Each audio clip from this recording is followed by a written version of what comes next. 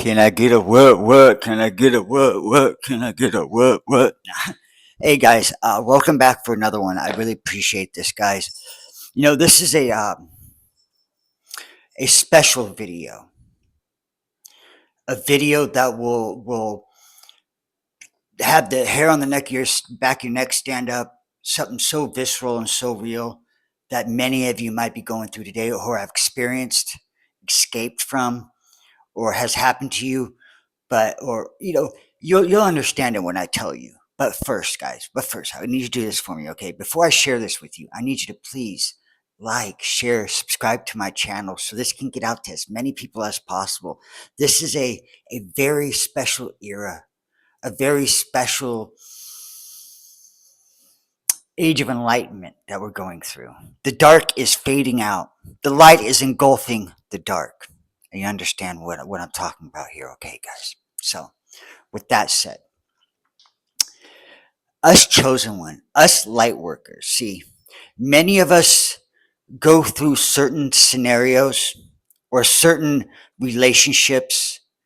We go through some very sickening experiences under the guise of us being drug addicts, us being, you know, uh, just on the appearance of us, we look run down, addicted to drugs, mess ups, right? We just the drakes of the world. That's our uniform that we go through, right?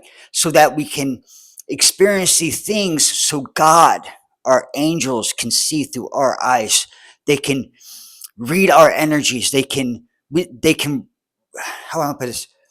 We're reporting to them without others knowing it. You understand that? Do you get it? Like you're playing you're playing the insider for God to see, because some of these witches and these warlocks, they like to cloak certain things, right? Or you need to be in an extended relationship so that you can get the proof that's in the pudding, instead of trying to point a finger and it being a lie. Okay, so I'm going to tell you that this is something I had went through.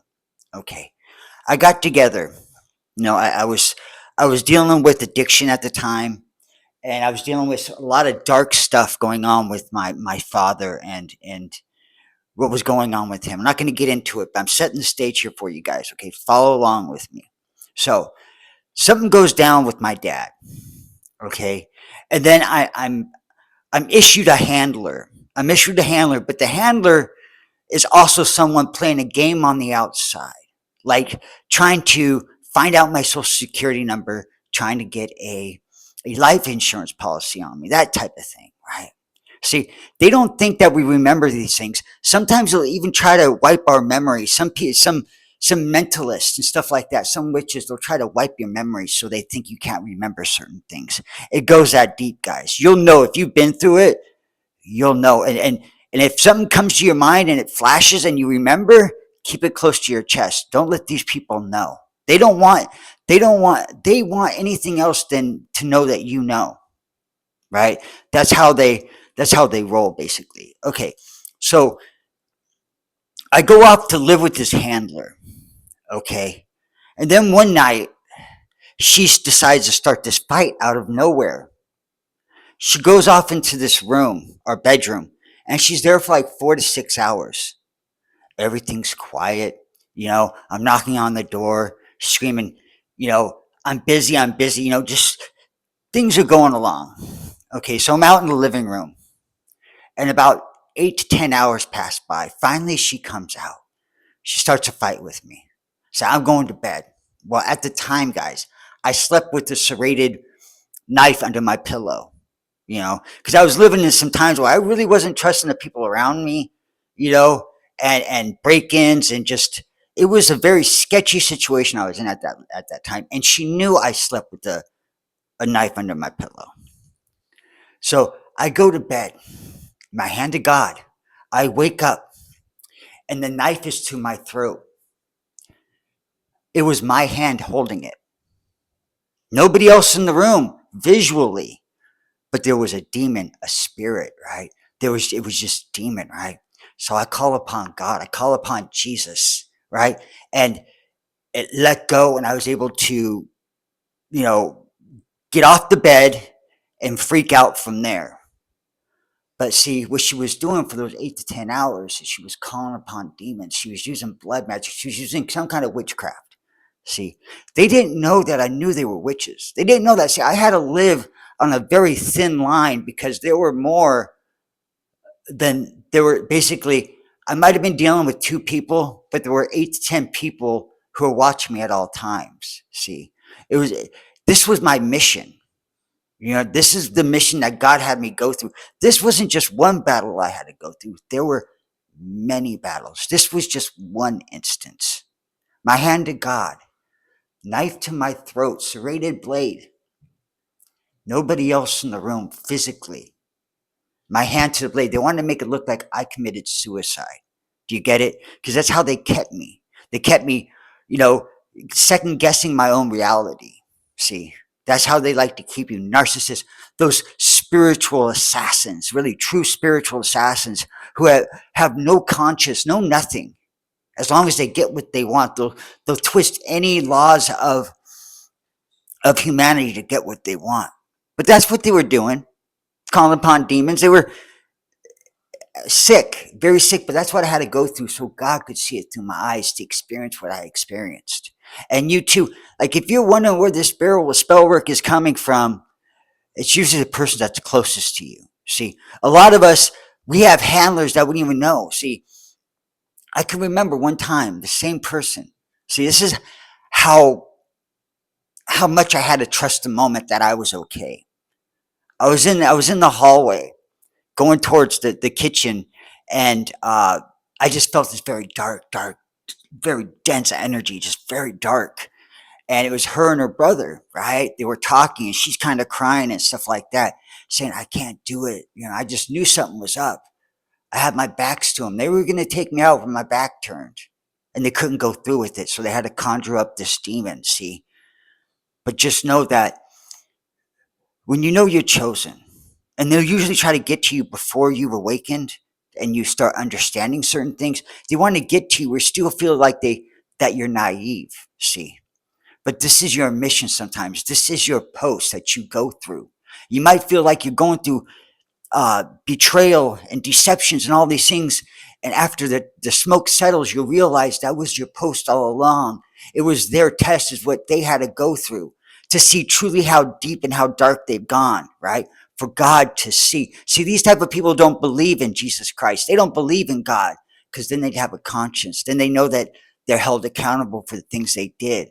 So they go so far down the rabbit hole of darkness, right? And they're so safe there because they feel they have 8 to 10 people around them watching them. They're safe, right?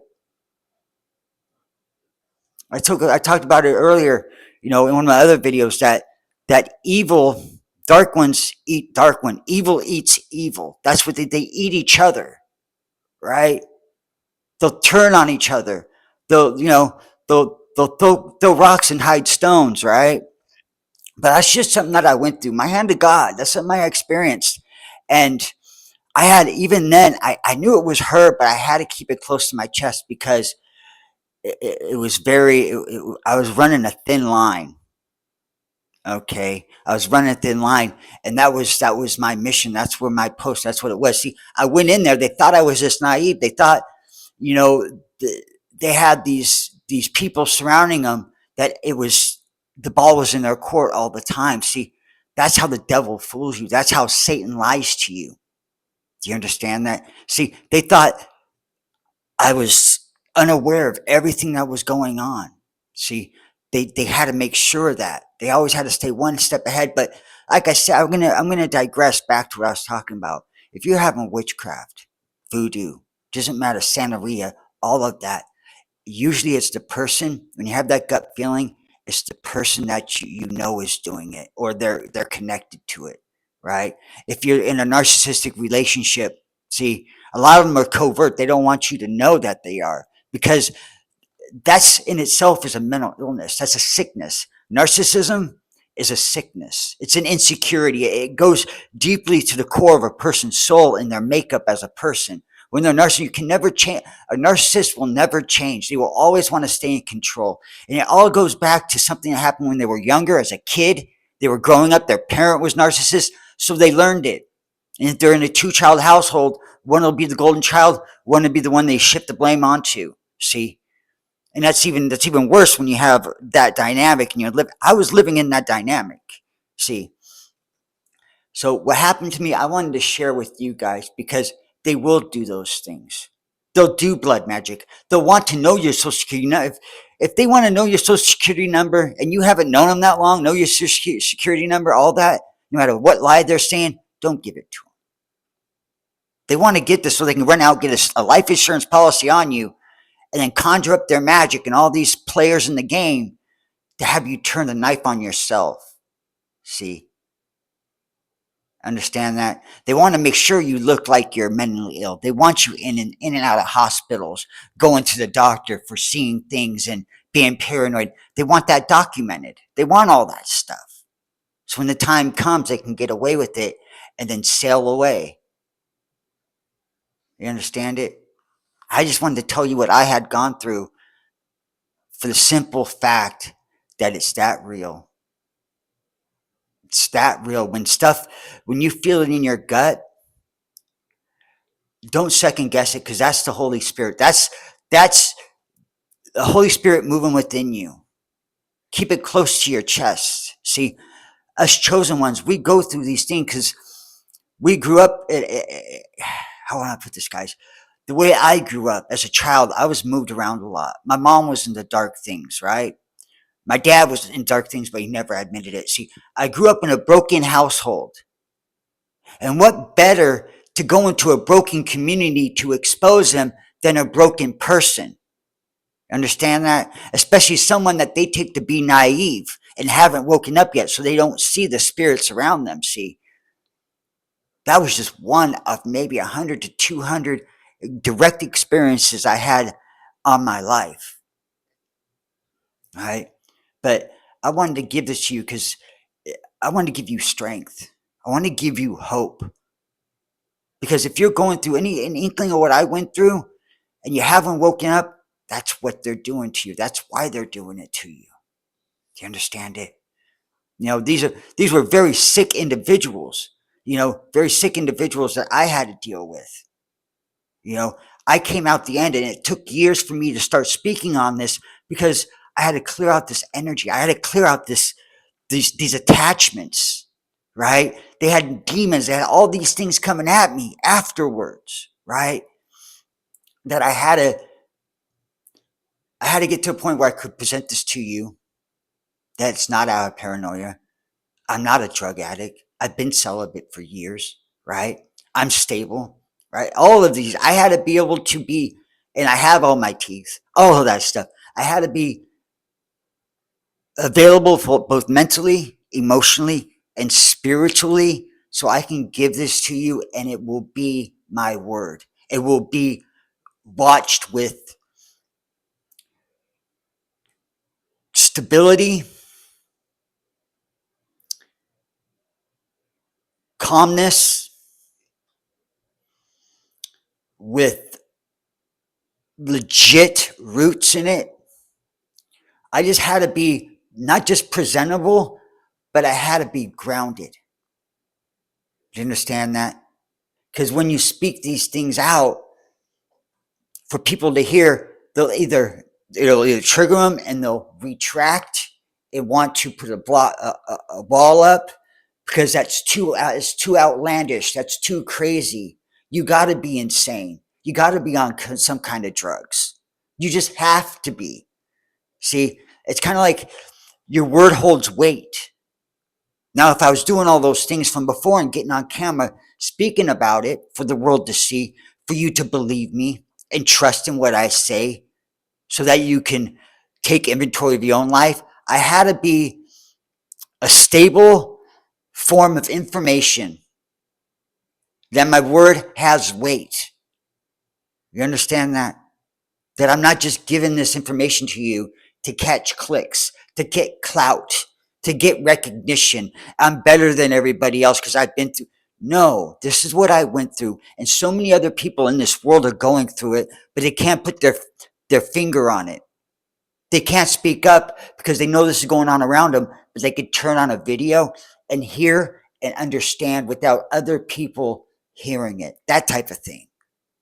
This is a we're ushering 1,000 years of golden light. We're waking up. The dark is being exposed because all of us chosen ones went through hell and back type thing to get this information for the Lord to see, to expose them.